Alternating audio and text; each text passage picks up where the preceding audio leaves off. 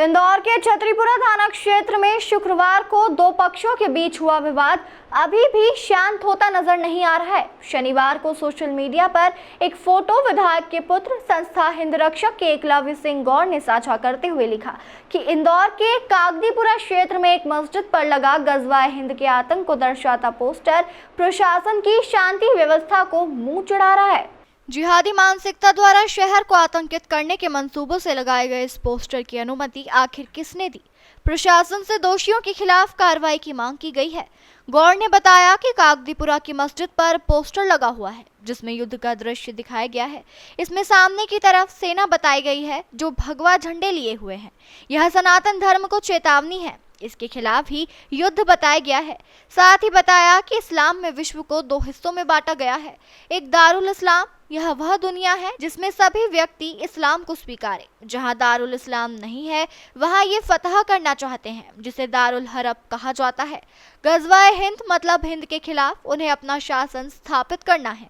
एक अभियान चलाया जा रहा है, इसे छोटी हरकत नहीं मानना चाहिए। यह हमारे लिए संदेश है। इस तरह की हरकत बिल्कुल बर्दाश्त नहीं है। पहले भी थाने में इसकी शिकायत कर चुके हैं लेकिन कोई कार्रवाई नहीं की गई। गजवा का अर्थ जानकारी अनुसार गजवाए हिंद में गजवा का अर्थ इस्लाम को फैलाने के लिए की जाने वाली जंग होता है। इस युद्ध में शामिल इस्लामिक लड़ाकों को गाजी कहा जाता है। मोटे तौर पर गजवाए हिंद के मायने भारत में जंग के जरिए इस्लाम की स्थापना करने से है। मामले में एकलव्य गौड़ ने कहा कि कागदीपुरा मस्जिद पर एक आपत्तिजनक पोस्टर लगाया गया था जिसमें युद्ध का दृश्य दिखाया गया है। उसमें एक पक्ष को भगवा झंडे लिए दिखाया गया था। यह सीधे सीधे गजवा हिंद की तरफ इंगित करती है। इसी को लेकर हमने आपत्ति दर्ज करवाई। इसके बाद पुलिस ने उस विवादित पोस्टर को हटवा दिया। ये गजबा हिंद क्या होता है? तो ऑलरेडी हिंदुस्तान है ही है, हिंदुओं का स्थान है। और यदि गजबे के साथ ये हिंद लगा रहे हैं तो हिंद हिंदुओं का है, तो वो भी स्वीकार कर रहे हैं। मुझे लग रहा है कि हिंदुस्तान का ही गजवाए हिंद है। और ऐसे नारे जो लगते हैं वो मस्जिदों से लगते हैं और मस्जिदों से ही बोल्डर निकलते हैं। नमाज के बाद ही अराजकता और अशांति का माहौल इस देश में, मुझे लगता है कि इस देश में होता है। तो इन विधर्मियों को स्पष्ट संदेश है कि ये हिंदुस्तान है, यहाँ कोई गजवा है न हिंद है। ये हिंदुओं का हिंदुस्तान है, सनातनियों का हिंदुस्तान है और ये सनातन देश है। लेकिन वहाँ के कुछ लोगों का ऐसा कहना है कि ये करबला से जुड़ा हुआ 1400 साल पुराना पोस्टर है। देखिए, करबला जो है हमें नहीं पता क्या है।